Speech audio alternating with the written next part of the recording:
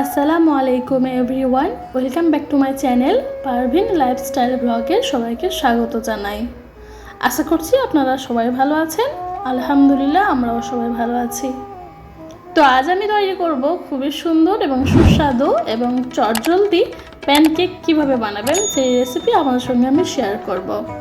তো তার আগে এই যে আমি আমার গ্যাস ওভেনটাকে ভালো করে ক্লিন করে নিয়েছি। যে কোনো রান্নার সময় সকালে হোক বা সন্ধ্যায় বা নাস্তা বা লাঞ্চ ডিনার যে কোনো রান্নার আগে আমি কিন্তু এইভাবে আমার ওভেনটাকে ভালো করে ক্লিন করে নিই এবং চার সাইডেও ভালো করে ক্লিন করে নিই, যাতে করে আমার রান্না করতে সুবিধা হবে এবং দেখতেও ভালো লাগে।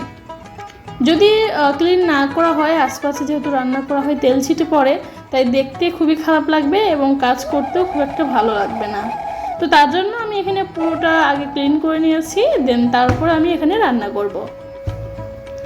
এখন বাজে বিকেল 4:30। তো এই সময় আমি ভালো করে সব কিছু রেডি করে নিয়েছি। আর আগে থেকে দুধটা গরম করে রাখলে যেহেতু ঠান্ডা হতে সময় লাগবে, তো তার জন্য আগে আমি ওভেনটাকে ক্লিন করে এখন দুধটা গরম করে নিব। এখানে আমি 500 গ্রাম প্যাকেট দুধ নিয়েছি। আপনারা চাইলে গরুর দুধও নিতে পারেন, কিন্তু আমার কাছে তো গরুর দুধ পাবো না, কারণ আমরা যেখানে রয়েছি এটা শহরে, তাই এখানে আমি প্যাকেট দুধটা নিয়েছি। আপনারা চাইলে প্যাকেট দুধও নিতে পারেন অথবা গরুর দুধও নিতে পারেন। তো প্রায় 1 ঘন্টা হয়ে গেছে পুরোপুরি দুধটা ঠান্ডা হতে। তো এখন সন্ধ্যা হয়ে গেছে। এখন আমি কেকটা বানানোর সব কিছু উপকরণ নিয়ে নিয়েছি, তো সেগুলোই আপনাদের সঙ্গে দেখাচ্ছি। তো নিয়েছি এই যে 2টো ডিম। আজকে 2টো ডিম দিয়ে 1 কাপ ময়দা দিয়ে আমি প্যানকেকটা রেডি করব।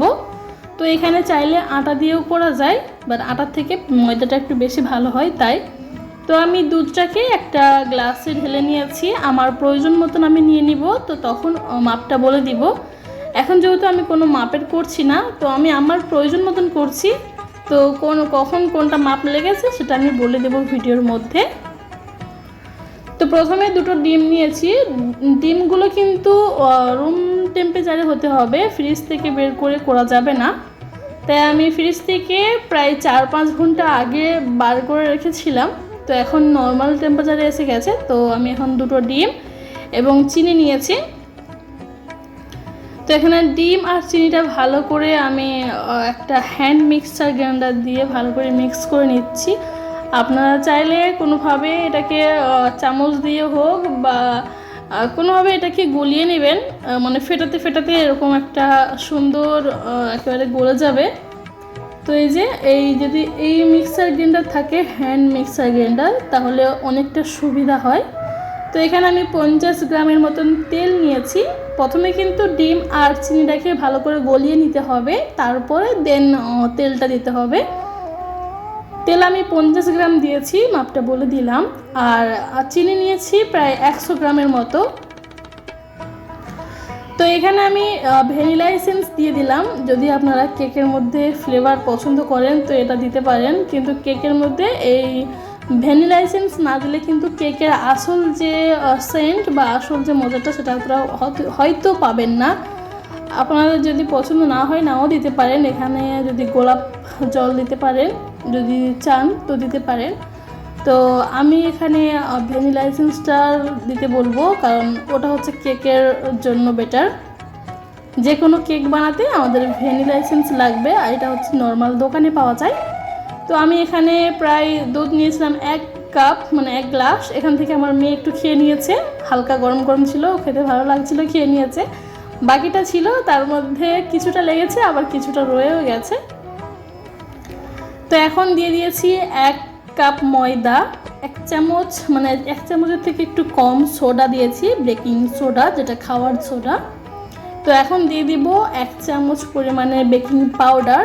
কেক বানানোর জন্য বেকিং পাউডারটাই লাগবে, সোডা না দিলেও চলবে, কিন্তু বেকিং পাউডারটা দিতেই হবে, না হলে কিন্তু কেক ভালো হবে না। তো এই যে আমি যেসব উপকরণ দিচ্ছি এগুলো কিন্তু সবগুলোই দিতে হবে। তো এখন শেষে সামান্য একটু নুন দিয়ে ভালো করে মিশিয়ে নিয়েছি। আমার কাছে মনে হলো চামচ দিয়ে মেশাতে অনেকটা সময় লাগবে, তাই আমি 2-1 সেকেন্ড এই যে হ্যান্ড মিক্সার দিয়ে ঘুরিয়ে নিয়েছি। তো আমার পারফেক্ট ব্যাটার রেডি। কেক বানাতে এরকম বেটার হতে হবে, ঘন খুব পাতলা করা যাবে না, আবার খুব ঘন করা যাবে না, নর্মাল এইভাবে একটা বেটার বানাতে হবে।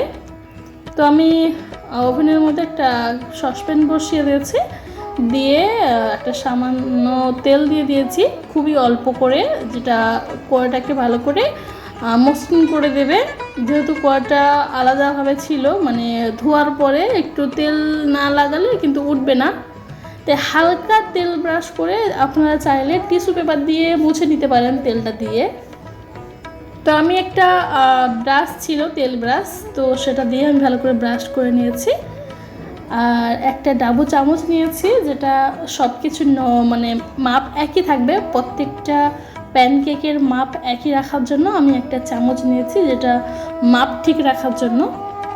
তো আজকে আমি একটু বড় বড় সাইজের প্যানকেক রেডি করছি, তো তার জন্য একটা মাপ, যে কোনো একটা মাপ নেওয়া প্রয়োজন। তো প্রথমে আমি 1 চামচ দিয়ে 40 সেকেন্ডের জন্য ঢাকা রেখেছিলাম। এখন উল্টে দেব। তো এটা যেহেতু আমাদের ফার্স্ট কেক, তাই একটু আলাদা হতে পারে, তো দেন তারপরে ভালো হয়ে যাবে, যেহেতু প্রথম সসপ্যানের মধ্যে তেল রয়েছে, তেলটা ঠিকঠাক নর্মাল হয়ে গেলে সুন্দর হবে। তো এই যে আমাদের প্রথম কেকটা রেডি। আরও 2-1টা করে দেখাই, যে আমি এখন কিন্তু কড়াটা খুবই সুন্দরভাবে হয়ে গেছে, খুব একটা তেলও নেই, আবার তেল তেলে ভাব হয়ে গেছে, এখন নিচে লেগেও যাবে না, আবার তুলতেও অসুবিধে হবে না। আমি আবারও 1 চামচ দিয়েছি, আপনারা কোনো এক মাপ নিয়ে নিতে পারেন, মানে কোনো একটা কিছু নিলে সঠিক মাপ হয়, তাহলে ওই 1 চামচ করে দিলে সবগুলো কেক সমান হবে। তো এই যে আবার 40 সেকেন্ডের জন্য ঢাকা দিয়ে দিয়েছিলাম, এখন হচ্ছে উল্টে দেব। এক পিঠ হয়ে গেলে আরেক পিঠ উল্টে দিতে হবে, আর আরেক পিঠ উল্টে দিলেই তখন মাত্র 5 সেকেন্ড রাখলেই হয়ে যাবে। তো এই যে দেখতে পাচ্ছেন, এই কেকটা কিন্তু খুবই সুন্দরভাবে হয়েছে, বাট সবগুলো কেকই এরকমই সুন্দরভাবে হয়ে যাবে। প্রথমটা একটু খারাপ হয়েছে, মানে কালারটা সুন্দর হয়নি, কিন্তু দেন এই যে আমি কিন্তু 5 সেকেন্ড রেখেছিলাম ওপর সাইডটা, তারপরে তুলে নিয়েছি। তো এইভাবে সবগুলো কেক আমি রেডি করে নিব।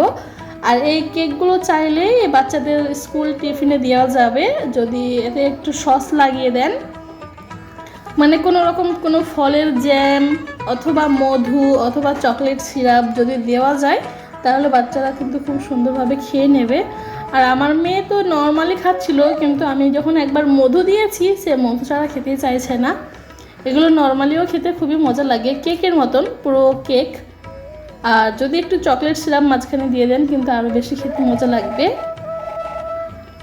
তো এক এক করে আমার সবগুলো কেক হয়ে যাচ্ছে, দেখতেই পাচ্ছেন, আর সবগুলো কিন্তু একই মাপের হচ্ছে, যেহেতু আমি একটা মাপ ধরেছি।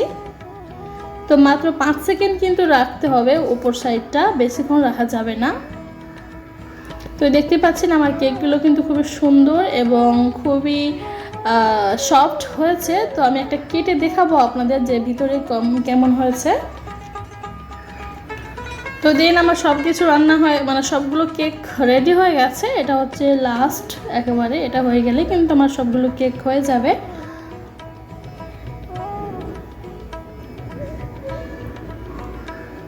তো এই যে আমার সবগুলো কেক রেডি, দেখতে পাচ্ছেন কেকগুলো কত সুন্দর হয়েছে। আর আপনারা চাইলে ছোট ছোট করতে পারেন, ছোট কোনো একটা মাপ নেবেন, ছোট ছোট চাইলে ছোট ছোট করা যায়। তো আমি আজকে বড় বড় সাইজের করেছি, আগে করেছিলাম ছোট ছোট, তো তখন ভিডিও করা হয়নি, তো সেটা শেয়ার করা হয়নি। তো আজকে একটু বড় বড় সাইজের করেছি। এই দুটো মানে একটার ওপর মধু অথবা চকলেট সিরাপ লাগিয়ে আরেকটা জুড়ে দিলে কিন্তু খেতে মজা লাগবে। আর দেখতেই পাচ্ছেন কেকটা কতটা সফট এবং নরম হয়েছে, আর কেকটার ভিতরে কিন্তু খুবই সুন্দর জালি জালি হয়েছে।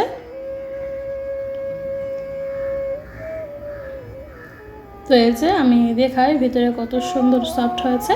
তো আপনারা চাইলে এইভাবে প্যানকেক বানিয়ে খেতে পারেন। তো এগুলো আমরা এমনি খাবো না, এগুলোতে মধ্যে আমরা গুড় দিয়ে খাবো। গুড়, যেহেতু এখন শীতকাল, গুড় পাওয়া যায়, তো গুড় মাঝখানে লাগিয়ে আরেকটার উপরে দিয়ে দিলে উপরে, ব্যাস খেতে মজা লাগবে।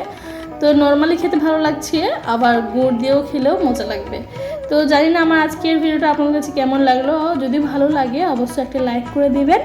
দেখা হবে অন্য কোনো ভিডিওতে। ততক্ষণে সবাই ভালো থাকুন, সুস্থ থাকুন। সবাইকে আসসালামু আলাইকুম, আল্লাহ হাফেজ।